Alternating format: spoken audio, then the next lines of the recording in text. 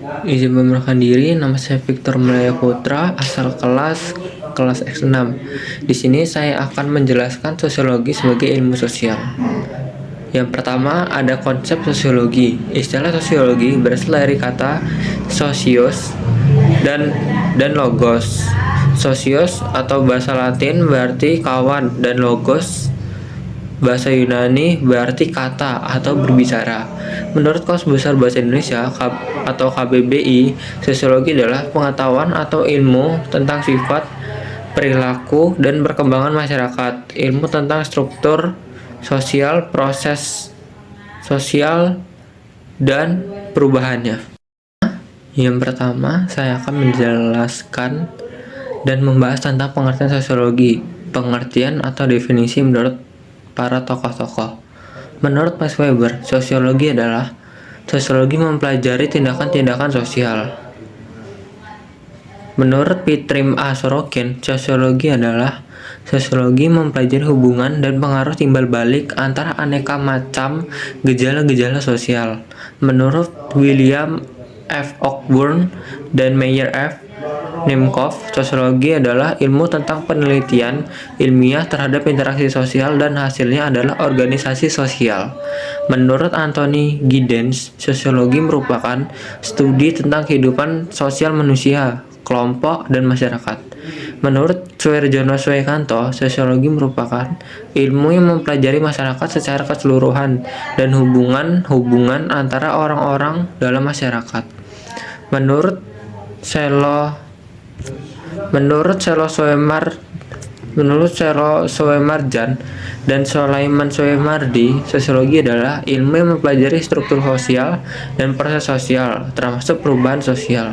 Menurut Joseph Project dan Roland Warren, sosiologi adalah ilmu yang mempelajari hubungan antar manusia. Yang kedua, saya akan membahas tentang objek kajian sosiologi. Sebagai bagian dari ilmu sosial, objek kajian sosiologi adalah masyarakat. Bagaimana sih kata masyarakat itu? Kata masyarakat berasal dari akar kata Arab, musyarak yang artinya bersama-sama. Istilah masyarakat dalam bahasa Inggris adalah society. Kata society berasal dari bahasa Latin socius yang berarti kawan. Dalam mempelajari masyarakat sebagai objek kajian, sosiologi memfokuskan studinya pada 1. Hubungan timbal balik antara manusia satu dan manusia lainnya. 2. Hubungan antara individu dan kelompok. 3. Hubungan antara kelompok satu dengan kelompok lainnya. 4. Proses yang timbul dari hubungan tersebut dalam masyarakat. Adapun berbagai pandangan menurut para ahli tentang masyarakat. Yang pertama, menurut Selo Soemarjan mengatakan bahwa masyarakat adalah orang-orang yang hidup bersama dan menghasilkan kebudayaan. Menurut J.L. Gillen dan J.P. Gillen mengatakan bahwa manusia adalah kelompok manusia yang terbesar. Mereka mempunyai kebiasaan, tradisi, sikap, dan perasaan persatuan yang sama. Menurut Auguste Comte mengatakan masyarakat merupakan kelompok makhluk hidup dengan realitas baru yang berkembang menurut hukum-hukumnya sendiri dan pola perkembangan tersendiri. Menurut Max Weber melihat bahwa pokok kajian sosiologi adalah tindakan sosial. Suatu tindakan disebut tindakan sosial hanya jika tindakan tersebut dilakukan dengan mempertimbangkan perilaku orang lain. Sebagai contoh, tindakan bunuh diri karena penyakit menahun, bukan karena bunuh diri akibat merasa bersalah atau malu, merupakan tindakan sosial. Pemahaman tersebut penting karena tujuan sosiologi adalah memahami Verstehen alasan suatu tindakan sosial memiliki arah dan akibat tertentu. Max Weber mengelompokkan tindakan sosial dapat dikelompokkan menjadi 4, yaitu 1. Tindakan tradisional, 2. Tindakan afektif, 3. Tindakan rasional, instrumental, dan 4. Tindakan rasionalitas berorientasi nilai. Menurut C. Wright Miles, pokok bahasan sosiologi adalah imajinasi sosiologi atau sociological imagination. Menurut Mills, dengan imajinasi sosiologi, kita mampu memahami sejarah masyarakat, riwayat hidup pribadi, dan hubungan antara keduanya. Personal Personal trouble adalah masalah pribadi dan merupakan bersangkutan public issue. Public issue adalah hal di luar jangkauan kehidupan pribadi individu dan merupakan ancaman terhadap nilai yang didukung bersama. Contohnya, kota yang berpenduduk 100.000 jiwa hanya memiliki satu orang penganggur. Bagi orang tersebut, penganggur merupakan masalah pribadinya. Masalah ini dapat diatasi dengan mempertimbangkan ciri dan keterampilan individu yang bersangkutan. Namun, jika dalam suatu kota berpenduduk 50 juta jiwa dan dijumpai dengan 15 juta penganggur, maka hal tersebut adalah public issue yang pemecahannya berada di luar kemampuan penganggur yang bersangkutan. Menurut pandangan Peter L. Berger, pokok bahasan sosiologi adalah pengungkapan realitas sosial. Seorang sosiolog harus bisa menyingkap berbagai fenomena yang menjadi suatu realita yang tidak terduga. Syaratnya, sosiolog tersebut harus mengikuti aturan-aturan ilmiah, melakukan pembuktian ilmiah dan objektif dengan mengesampingkan prasangka pribadi, mengamati fenomena secara jeli, dan menghindari penilaian normatif. Hal ini disebabkan realitas sosial adalah sebuah bentukan dan bukan sesuatu yang ada begitu saja, sehingga harus dilihat secara objektif. Yang ketiga, saya akan menjelaskan tentang sosiologi sebagai ilmu pengetahuan. Apakah sosiologi merupakan sebuah ilmu pengetahuan? Pengetahuan muncul karena ada rasa ingin tahu tentang hal-hal dalam kehidupan yang terjadi di dalam masyarakat. Namun, tidak semua pengetahuan merupakan ilmu. Pengetahuan yang tersusun secara sistematis dengan menggunakan kekuatan pemikiran saja yang dapat disebut ilmu pengetahuan atau science. Dengan demikian, setiap ilmu pengetahuan memiliki beberapa unsur pokok yang tergabung dalam satu kebulatan, yaitu pengetahuan atau knowledge, tersusun secara sistematis, menggunakan pemikiran dan dapat diselidiki oleh orang lain atau umum, objektif.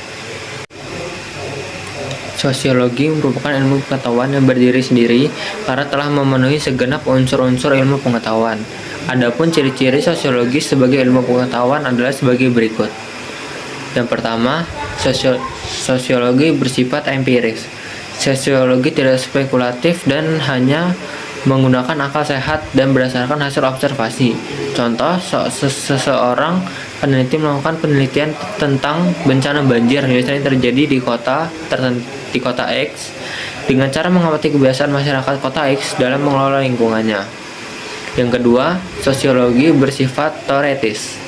Sosiologi berusaha menyusun abstraksi dan hasil-hasil observasi. Abstraksi adalah kerangka dari unsur-unsur yang didapat dari observasi, disusun secara logis.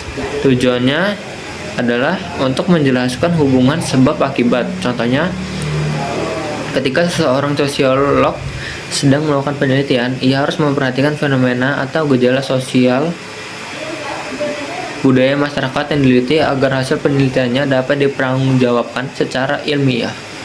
Yang ketiga, sosiologi bersifat kumulatif. Teori-teori sosiologi dibentuk berdasarkan teori-teori yang telah ada sebelumnya, dalam arti memperbaiki, memperluas, dan memperhalus teori-teori lama. Contohnya, saat meneliti perkembangan kota Jakarta dari kota besar menjadi kota metropolitan, seorang peneliti harus menggunakan teori dan konsep masyarakat tradisional dan teori konsep masyarakat modern. Yang keempat, ada sosiologi bersifat non-etis.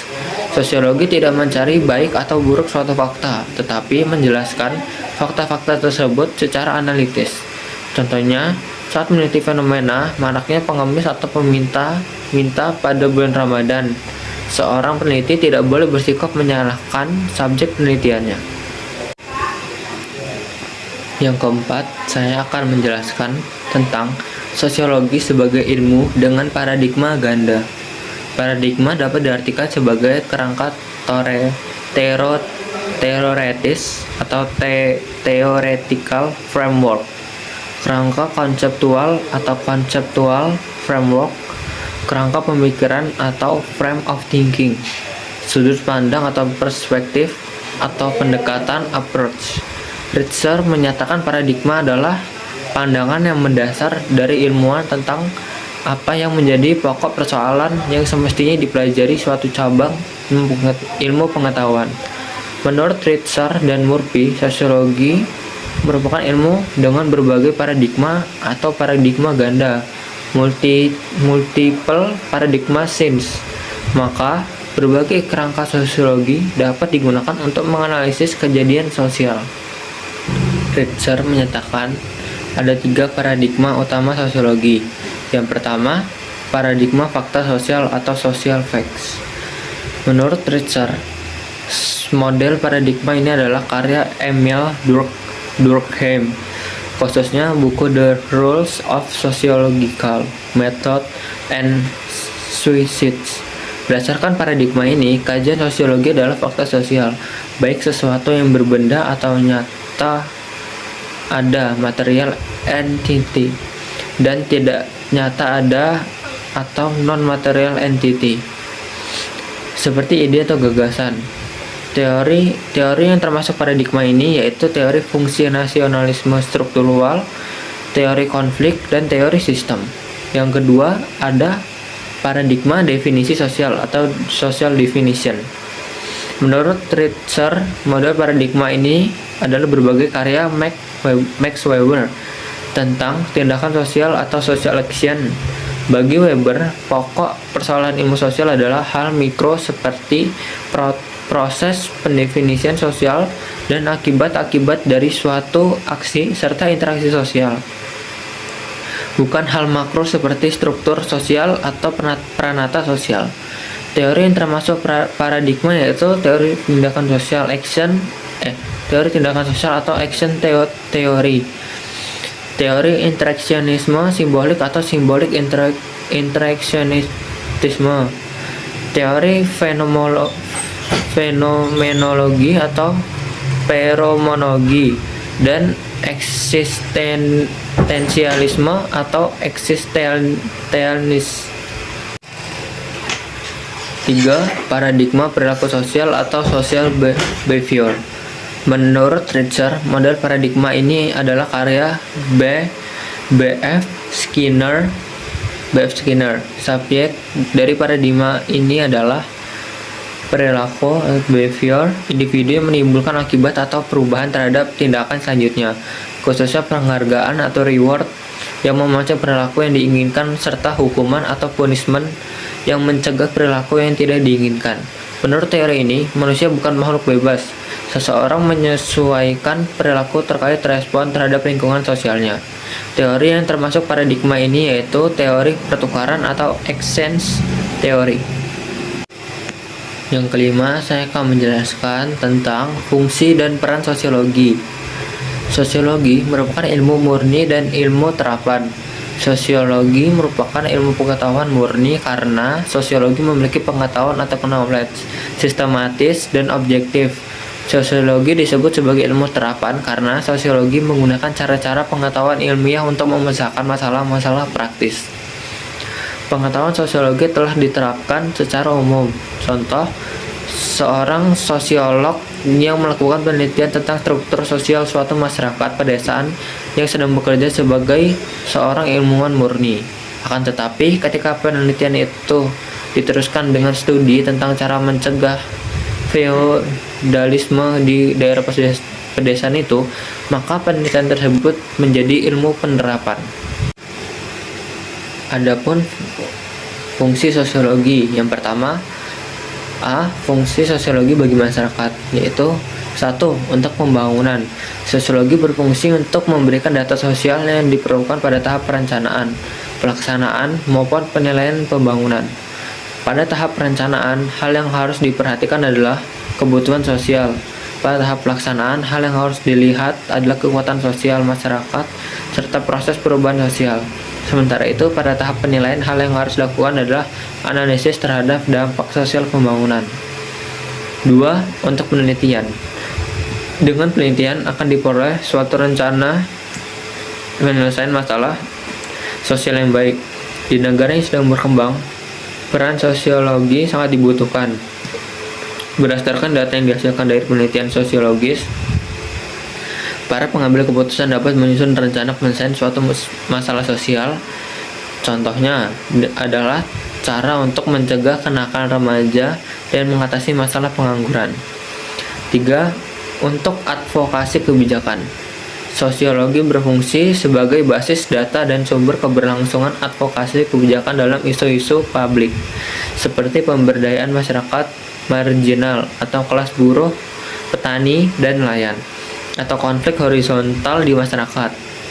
Dalam pengambilan kebijakan dari berbagai instansi, baik pemerintah maupun swasta, peran sosiologi sangat dibutuhkan karena dapat memberikan data yang akurat sebagai bahan pertimbangan kebijakan.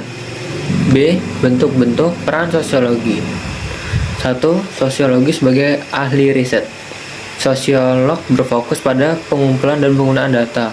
Oleh karena itu, sosiolog melakukan riset ilmiah. Tujuannya adalah untuk mencari data kehidupan sosial masyarakat. Data itu kemudian diolah menjadi karya ilmiah yang berguna bagi pengambilan keputusan untuk memecahkan masalah-masalah di masyarakat. Yang kedua, sosiologi sebagai konsultasi kebijakan. Setiap kebijakan adalah suatu prediksi, artinya kebijakan diambil dengan harapan menghasilkan pengaruh atau dampak yang diinginkan. Namun, kebijakan yang diambil tidak selalu memenuhi harapan tersebut. Salah satu penyebabnya adalah ketidakakuratan kesimpulan atau kedugaan terhadap suatu permasalahan. Yang ketiga, sosiologi sebagai praktisi. Beberapa sosiolog terlibat dalam perencanaan dan pelaksanaan kegiatan masyarakat. Mereka memberi saran-saran, misalnya dalam penyelesaian masalah hubungan masyarakat, hubungan antar karyawan, masalah moral, atau hubungan antar kelompok dalam organisasi.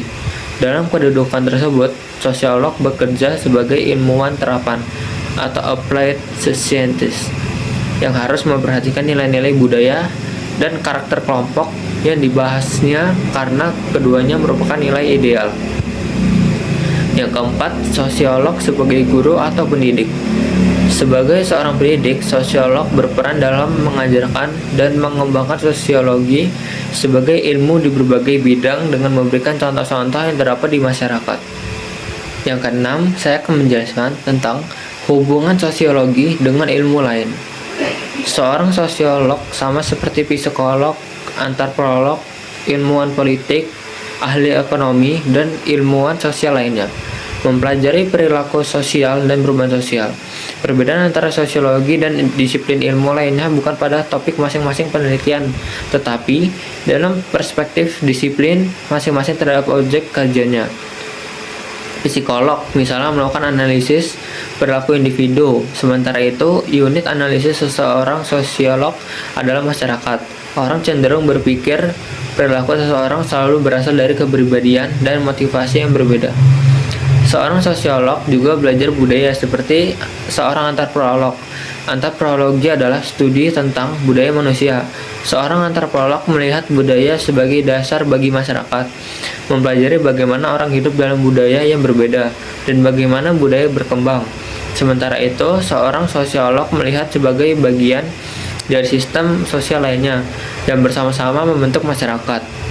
Umumnya, sosiolog lebih cenderung untuk mempelajari masyarakat di mana mereka menjadi bagiannya.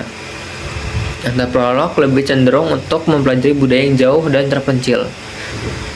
Sementara itu, ilmuwan politik dan ekonom mempelajari lembaga sosial tertentu yang membentuk perilaku politik dan ekonomi masing-masing.